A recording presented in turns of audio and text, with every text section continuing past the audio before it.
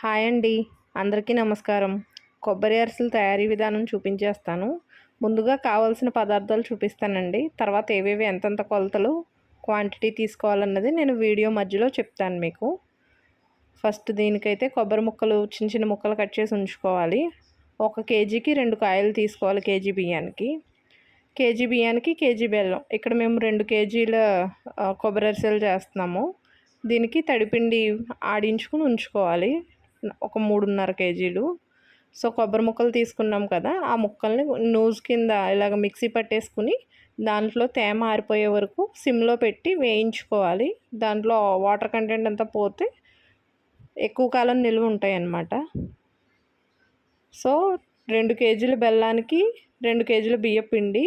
కాకపోతే తడిపిండి పాకంలో ఎక్కువ పిండి పడుతుంది కాబట్టి మనం ఒక 3 కేజీల పిండి ఆడించుకోవాలి. దానికోసం బియ్యాన్ని 2 రోజుల ముందే నానబెట్టి ఉంచుకోవాలి. సో మనం ఆ నూజు వేయించుకునే గ్యాప్లో బెల్లం పాకం కోసం పెట్టేసుకుందాం. 2 కేజీల బెల్లానికి 1 లీటర్ వాటర్ వేసి బెల్లం కరిగిన తర్వాత మనం వేయించి ఉంచుకున్నటువంటి కొబ్బరి నూజు యాడ్ చేసుకుని తిప్పుతూ ఉండాలి. ఒక మిక్సీ గిన్నెలో కొద్దిగా ఒక 10 యాలకులు మిక్సీ కొట్టుకుని పొడి చేసుకుని ఉంచుకోవాలి. సో ఈ పాకం మరుగుతుంది కదా, ఈ పాకం కన్సిస్టెన్సీ వచ్చే వరకు చూసుకుంటూ ఉండాలి. పిండి ఆరకుండా తేమ బయటికి పోకుండా పిండిని నొక్కిపెట్టి ఉంచాలి. పాకం మధ్య మధ్యలో చెక్ చేసుకుంటూ ఉండాలండి. మామూలుగా అరిసెలకైతే మనం పాకం వాటర్లో వేసినప్పుడు మౌల్డ్ కింద అయ్యి కొడితే సౌండ్ రావాలి టక్కుమని. ఈ కొబ్బరి అరిసెలకి అలా రావాల్సిన అవసరం లేదు, మౌల్డ్ అయితే సరిపోతుంది.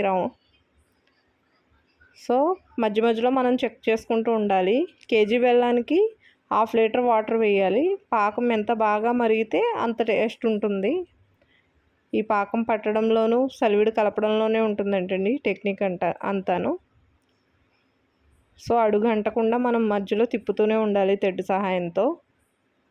కొబ్బరి ముక్కలు వేసాం కదా, కొబ్బరి నూజు చూసుకుంటూ ఉండాలి. వితిన్ 1 or 2 మినిట్స్లోనే పాకం చేంజ్ అయిపోతుందండి. మరీ లేత పాకం ఉండకూడదు, అలానే ముదురు పాకం కూడా రాకూడదు. లేత పాకంగా ఉంటే పిండి ఎక్కువ పడుతుందంట, ముదురు పాకం అయితే తీపి ఎక్కువ గట్టిదనం వచ్చేస్తుంది. సో కరెక్ట్గా సమానంగా కుదిరేలా చూసుకోవాలి. కొబ్బరి అరిసెలకి ఇదే టెక్నిక్, తిప్పుతూ ఉండాలి.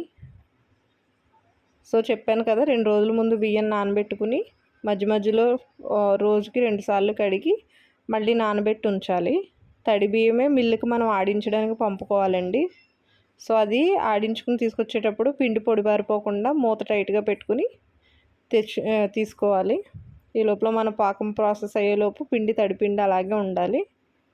పాకం చూసుకుంటూ ఉండాలండి జాగ్రత్తగా. సో కొంచెం అవ్వాలి.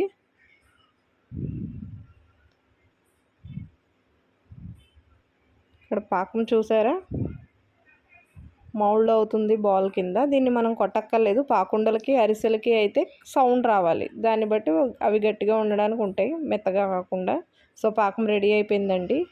ఇప్పుడు ఆ పాకంలో ఇలాచీ పౌడర్ వేసేసుకుని మనం దానిలోనే కొద్దిగా నెయ్యి యాడ్ చేసుకుని బాగా కలుపుకుని, ఇప్పుడు మన తడిపిండి ఉంది కదా ఆడించి ఉంచింది, అది ఒకళ్ళు తెడ్డు సహాయంతో తిప్పుతుంటే ఒకళ్ళు పిండి వేస్తూ ఉండాలి.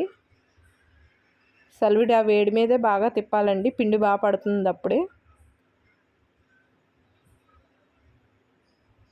ఇలాగ 2 కాళ్ళ మధ్యలో నొక్కి పెట్టి ఒకళ్ళు తెడ్డు సహాయంతో తిప్పుతూ ఉంటే ఇంకొకళ్ళు పిండి వేస్తే ఉండలు లేకుండా బాగా కలపాలి. ఆ పిండి కన్సిస్టెన్సీని బట్టి ఆ వేడిలోనే పిండి పడుతుందండి. చల్లారే కొలది మీకు ఏమవుతుందంటే పిండి బిగుసుకుంటుంది కొంచెం. అలా అని మరీ పిండి వేసేయకూడదండి. సమానంగా మనం చేతికి ఉండ అవుతుందా అన్నది చెక్ చేసుకోవాలి. వెడల్పాటి దాకలో వేస్తే ఏమవుతుందంటే పిండి గమ్మున చల్లారిపోద్ది. ఇలా కుండలో ఏంటంటే సలివిడి వేడిగా ఉంటుంది. ఇప్పుడు మనం కట్టెల పొయ్యి మీద కాదు కదా చేసేది, సిటీస్లో ఏంటంటే ఈ స్టవ్స్ మీద కాబట్టి. సో ఇలాంటి కుండలు వేస్తే సలివిడి వేడి గమ్మున తగ్గదు. ఈ లోపల మనం పక్కన నూనె కడాయి పెట్టేసుకోవచ్చు. నూనె వేడెక్కేలోపు మన సలివిడి కూడా కొద్దిగా చల్లారుతుంది. సో ఒక ప్లేట్లోకి కొద్దిగా సలివిడి తీసుకుని ఉండలుగా చేసుకుని ఇలాగ ఒక పేపర్ కవర్ మీద చేతికి ఆయిల్ అంటించుకుంటూ అరిసెలాగా నొక్కేసుకోవడమే. అరిసెలకి ఏంటంటే మనం మధ్యలో హోల్ చేయము. ఈ కొబ్బరి అరిసెలకి ఏంటంటే మధ్యలో హోల్ పెట్టుకుని మరీ దలసరిగా కాకుండా అలానే పలచగా కాకుండా చేసుకుని ఆయిల్లో కాగిన నూనెలో వేసేసుకోవడమే.